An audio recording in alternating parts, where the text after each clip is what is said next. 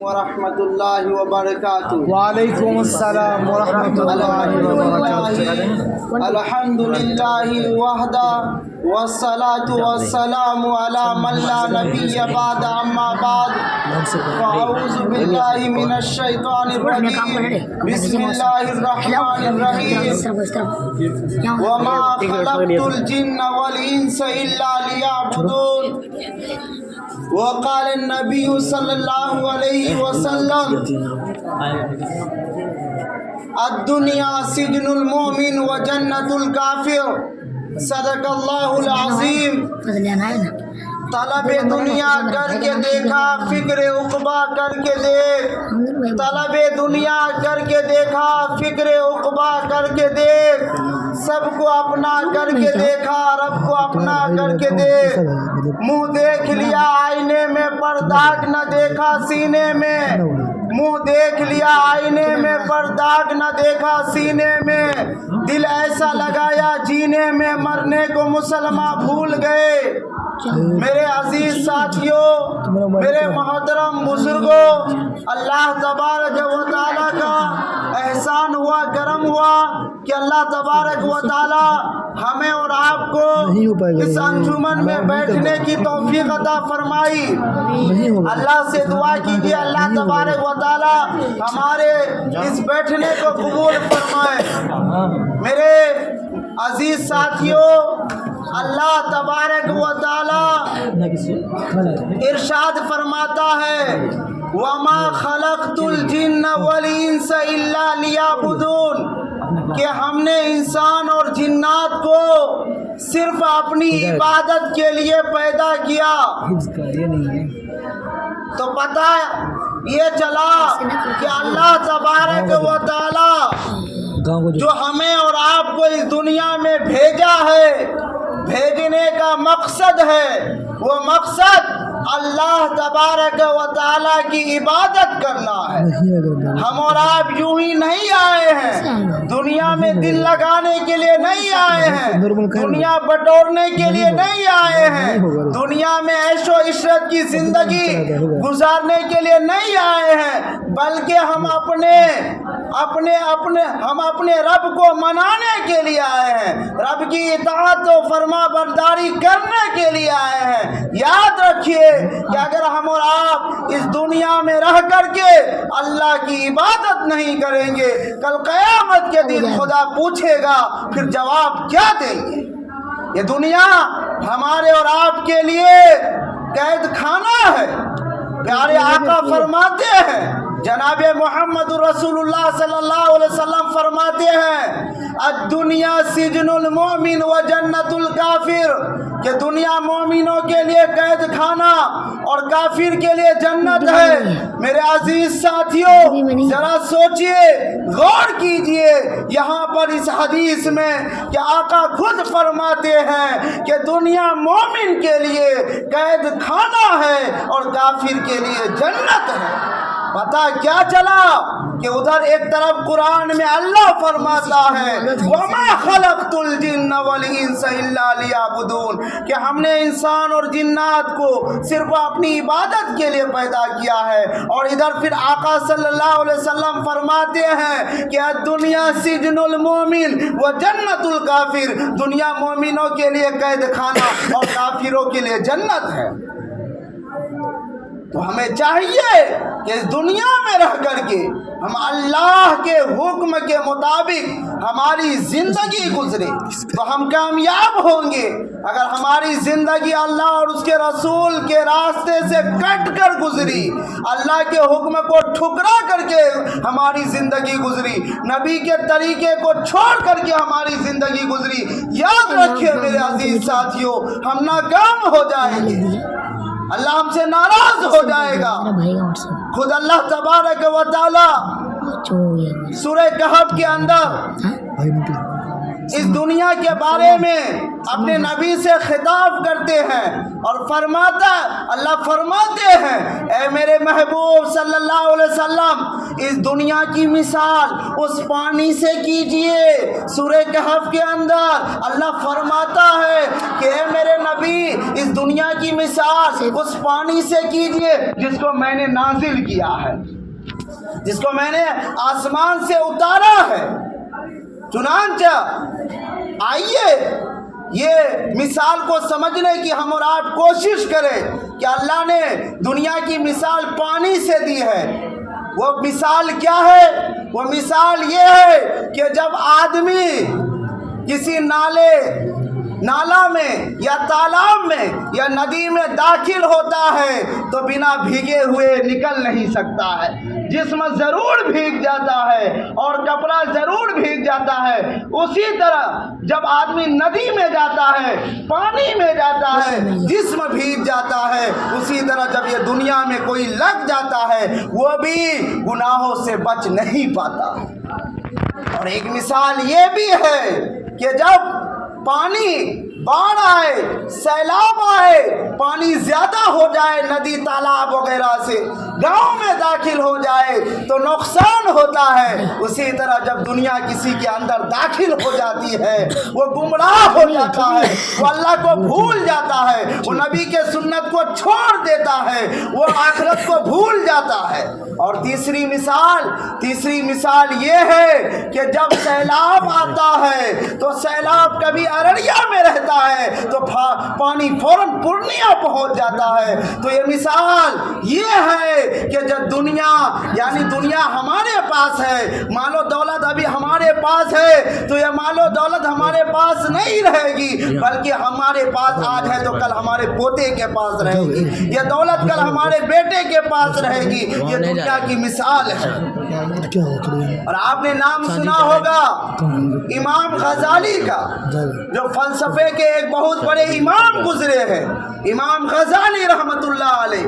وہ فرماتے ہیں، وہ دنیا کی مثال اس واقعہ سے بتاتے ہیں کہ لوگوں سمجھو، غور کرو کہ ایک آدمی چلا جنگل کی طرف، ایک آدمی چلا جنگل کی طرف، لیکن جب جنگل کی طرف جانے لگا، غور سے سنیے گا، بہت فائدہ ہوگا آپ کو بھی واقعہ یاد ہو جائے گا۔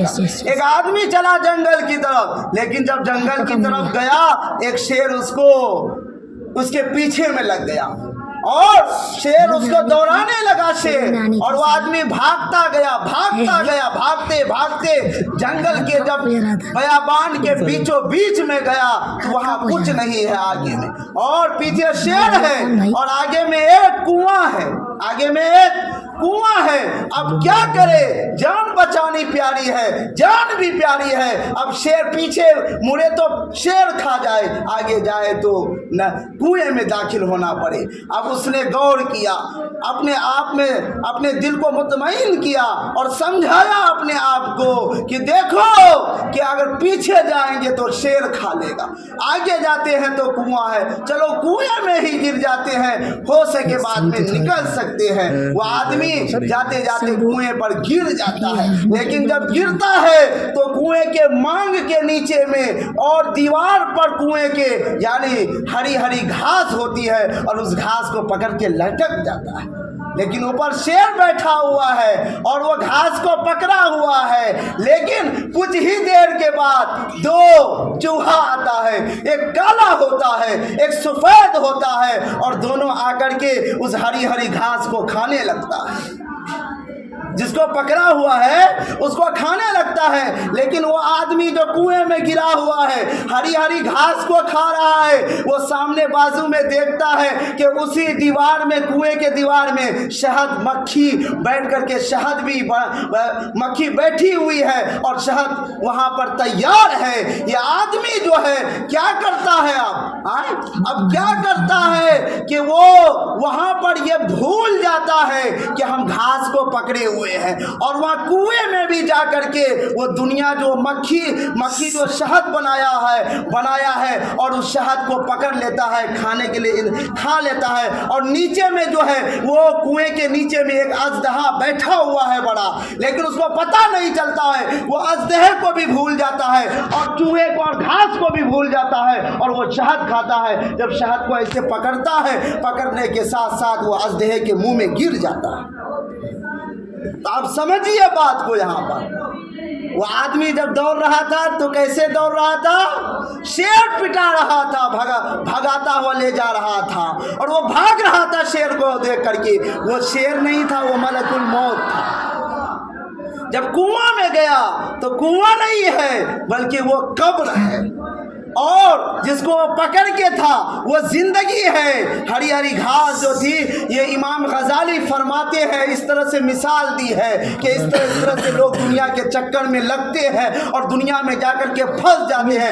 گھاس جو ہے وہ کیا ہے؟ زندگی ہے، لیکن وہ کالا چوہا اور سفید چوہا وہ کون ہے؟ امام غزالی رحمت اللہ علیہ فرماتے ہیں وہ دن رات ہے، کالا اور سفید چوہا آ کر کے وہ ہری ہری گھاس جو زندگی ہے اس کو کھا رہا ہے، اس کی زندگی کم ہو رہی ہے۔ جیسے دن ہوتا ہے، رات ہوتی ہے، ہماری زندگی کم ہوتی ہے کہ نہیں ہوتی ہے؟ اسی طرح وہاں پر امام غزالی فرماتے ہیں کہ اس کی زندگی کم ہو رہی ہے، گھاس چوہا کھا رہا ہے، لیکن یہ آدمی کو پتہ نہیں ہے کہ نیچے میں قبر ہے جہاں پر اژدہا بیٹھا ہوا ہے، لیکن تمام چیزوں کو بھولنے کے بعد بھول جاتا ہے، اور شہد جو ہے وہ شہد کیا ہے؟ وہ دنیا ہے۔ دنیا کے چکر میں پڑ کر کے وہ مکھی کو، وہ قبر کو بھول جاتا ہے، اژدہے کو بھول جاتا ہے، شیر کو بھول جاتا ہے، تمام چیزوں کو بھولنے کے بعد، اور وہ کیا کرتا ہے؟ اس مکھی کے چھتے کو پکڑتا ہے، شہد کو،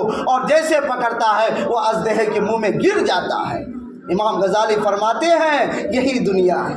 جو دنیا کے چکر میں پھنس گیا، یاد رکھو نکلنا مشکل ہے۔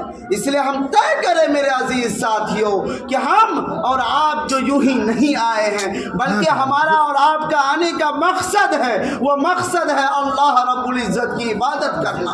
عبادت کا مطلب یہ ہے کہ اللہ کا حکم ہم سے نہ ٹوٹے، اللہ کا حکم کو ہم نہ چھوڑے۔